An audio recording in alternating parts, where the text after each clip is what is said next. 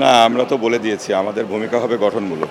আমরা ইতিবাচক যে কাজ দৃষ্টিভঙ্গি নিয়ে কাজ করব সরকারের সাথে। সরকারের সকল ভালো কাজে আমরা সহযোগিতা করব।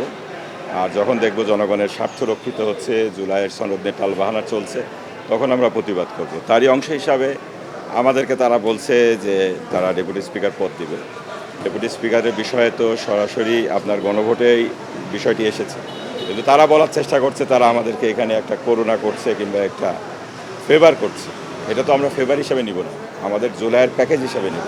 যদি জুলাইয়ের প্যাকেজ হিসাবে ডেপুটি স্পিকার পদটাকে দেওয়া হয়, জুলাইয়ের যে সনদটা আছে, গণভোটের যে 30টার বিষয়ে কথা বলা হয়েছে, উচ্চকক্ষ, ডেপুটি স্পিকার, এগুলোকে তারা কিভাবে বাস্তবায়ন করবে এর সুস্পষ্ট রোডম্যাপ, এর বিষয়ে সমঝোতা ছাড়া আমরা ডেপুটি স্পিকার পদটা নিব না।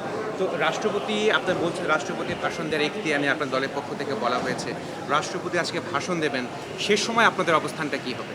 আমরা বলেছি তো, সে তো ফ্যাসিবাদের শেষ সিম্বল। তাকে তো জুলাইয়ের সনদের সাথে, জুলাইয়ের যে বিপ্লবটা রয়েছে এর সাথে সরাসরি বিশ্বাসঘাতকতা।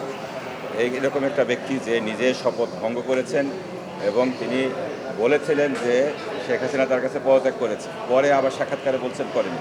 এরকম একটা ব্যক্তিকে তাকে তো ইমপিচ করা উচিত। তাকে এখন আপনার শপথের সুযোগ দেওয়া, এই ভাষণের সুযোগ দেওয়া হচ্ছে, এটা জুলাইয়ের চেতনার সাথে বিশ্বাসঘাতকতা।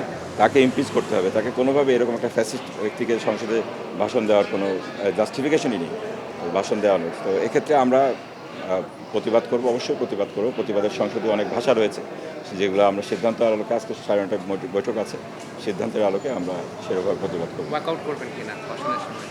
সব পসিবিলিটি ওখানে আছে।